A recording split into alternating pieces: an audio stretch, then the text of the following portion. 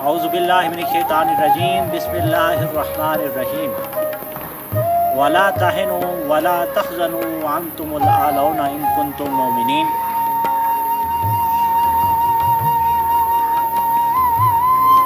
صدق اللہ مولانا العظیم۔ حضرات وقار، آج ناظرین آپ سے مخاطب ہونے کا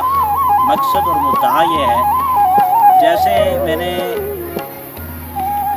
آغاز میں اللہ رب العزت کا ایک فرمان عالی شان میں نے تلاوت کیا ہے۔ اللہ تعالیٰ فرماتا ہے اور سست نہ ہو اور غم نہ کھاؤ اور تم ہی غالب ہو اگر تم مومن ہو۔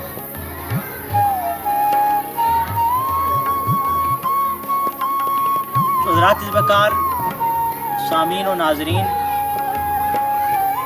تھوڑا سا اس تمہید کو، اس سلسلے کو آگے بڑھا کے کچھ تاریخی حقائق آپ حضرات کے سامنے رکھ کے تو اس سلسلے کو وائنڈ اپ کرتے ہیں کہ ولایت کے لیے آپ کس چیز کے والیوم کو نہیں ناپ سکتے، لائبریریوں کو، کتب کو، علم کو نہیں، بلکہ اللہ رب العزت نے جو شرط قرار دی ہے وہ شرط یہ ہے کہ ولی کے لیے، کیونکہ علم اور کفر ایک مقام پہ جمع ہو سکتے ہیں لیکن ولایت اور کفر ایک مقام پہ جمع نہیں ہو سکتے۔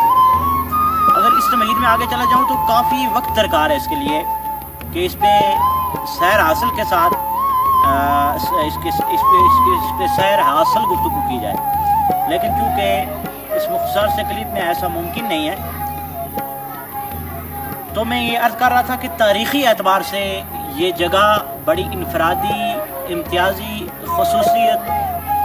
اور اہمیت کی حامل ہے، کیونکہ اس کی اصل ویسے ہی عربی میں جڑ کو کہتے ہیں، اس کی اصل بنیاد جو ہے وہ درگاہ عالیہ قادریہ گیلانیہ بدال شریف ہے، اور یہ مائیگریٹ ہو کر ہم گاہے بگاہے سادات کرام مدینہ شریف دین کی تبلیغ اور اشاعت کے لیے اور یہ فریضہ انجام دینے کے لیے، کیونکہ مامور من اللہ و رسول ہوتے ہیں، تو یہ اسی طرح اپنا فریضہ انجام دینے کے لیے، دین کی تبلیغ کے لیے، اس کی اشاعت کے لیے، ترویج کے لیے یہ کوشاں رہے اور سفر کیا اور مائیگریٹ ہوتے رہے، مدینہ، پھر شام، پھر ہما، بلاد، عرب، عجم، عراق، بغداد، پھر وہاں سے ہوتے ہوتے ٹھٹھا، سندھ، اور پھر ہمارے بزرگ مقبوضہ کشمیر خانہ یار میں چلے گئے، وہاں سے پھر یہاں پہ تشریف لے کے آئے۔ تو بدال شریف میں عرض کر رہا تھا کہ اصل منبع اور مخزن اور اس کی اصل اور جڑ اور بنیاد بدال شریف، لیکن یہ شمس آباد جبڑا شریف جو جگہ ہے، شمس آباد حضرت شہباز ولایت منبع فیض و برکات پیر سے شمس الدین گیلانی رحمۃ اللہ تعالیٰ علیہ کے نام سے منسوب یہ جگہ ہے شمس آباد، اس لیے اس کو کہا جاتا ہے جبڑا شریف۔ ایک تو یہ آپ کو سامنے بیک پہ حضرت قلندر دوران غوث زمان پیر سے نور حسین شاہ صاحب رحمۃ اللہ تعالیٰ علیہ کا مزار آپ کو نظر آ رہا ہوگا۔ اس کے سامنے بڑی قدیمی اور تاریخی مسجد موجود ہے جو حضرت شہباز ولایت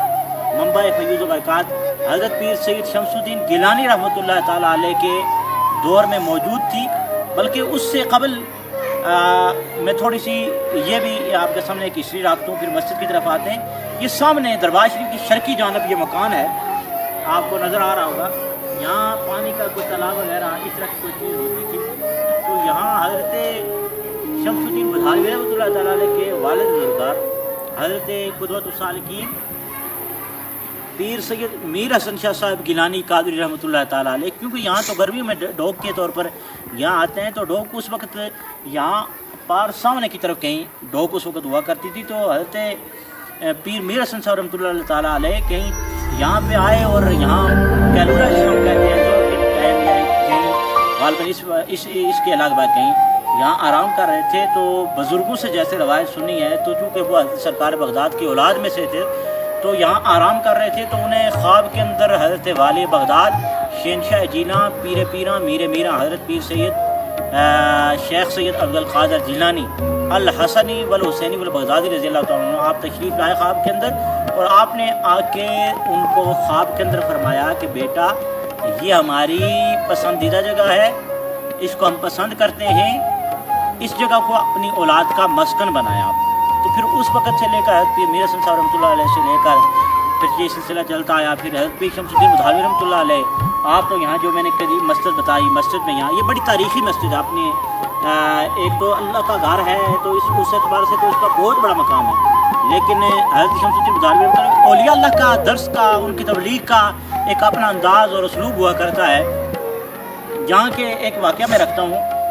ایک تو یہ کہ حضرت شمس الدین مدھاوی رحمۃ اللہ علیہ آپ فرماتے ہیں کہ جو اس مسجد کے اندر آئے تو 2 نوافل برائے حاجات, یہاں الشمس مسجد کے نام سے یہ شمس مشہور ہے, یہ مسجد انہی کے نام سے منسوب ہے. اور یہاں کا ایک واقعہ بڑا قدیمی اور انوار شمسیہ جو ہے مشائخ مزار شریف کی سیر پہ, ان کی تاریخ پہ, ان کی ہسٹری پہ جو لکھی گئی ہے اس میں یہ واقعہ موجود ہے. یہاں سے خیر مدینہ شریف کی ایک زیارت کا واقعہ, وہ بھی بڑا ایک تاریخی واقعہ ہے. لیکن آپ نے یہ فرمایا وہ اگر اس طرح میں بیان کروں تو بڑی لمبی چوڑی یہ ہسٹری چلی جائے گی اور اس بات کو سمیٹنا مشکل ہو جائے گا ذرا, کیونکہ ذلت لسان کی وجہ سے جو زبان انسان پہ مغلوب ہوتی ہے بعض اوقات, تو اس کی وجہ سے بھی بہت ساری پرابلمز آتی ہیں. باقی تاریخی حقائق کے اعتبار سے اور یہاں جو ہسٹری ہے اس کے اعتبار سے اور شرعی نقطہ نظر سے باقی باتیں بالکل درست ہیں, لیکن ذلت لسان کی وجہ سے بہت ساری باتیں آگے پیچھے ہو جاتی ہیں. تو میں عرض کر رہا تھا کہ بات کے اندر تسلسل پیدا کرنے کے لیے کہ یہاں مسجد کے اندر آپ نے فرمایا 2 رکعت نماز نفل برائے حاجت,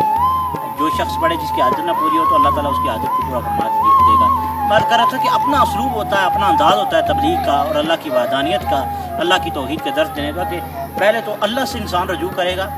اور اللہ سے رجوع کے بعد پھر اس مسجد کے اندر 2 رکعت نماز نفل پڑھے گا, دعا کرے گا, اللہ تعالیٰ اس کی حاجت کو قبول فرما دے گا.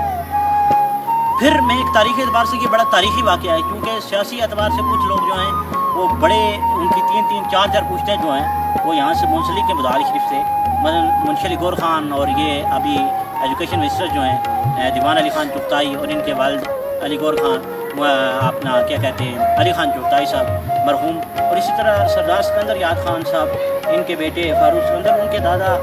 اور سردار سکندر یاد صاحب کے والد گرامی سردار فتح مند کریمی رحمۃ اللہ علیہ, اللہ تعالیٰ مرحوم کی قبر پر کروں رحمتوں برکتوں کا نزول فرمائے. حضرت شمس الدین مدھاوی رحمۃ اللہ علیہ کے پاس یہاں جب وہ ان سے الیکشن اس وقت لیڈ کر رہے تھے, لڑ رہے تھے, تو یہاں پہ موجود آپ کے پاس حاضر ہوئے اس مسجد کے اندر. اس اعتبار سے بھی پھر سب یہاں موجود تھے. خیر وہ بھی ایک لمبا چوڑا واقعہ ہے, تو یہ اختصار کے ساتھ میں کر رہا تھا.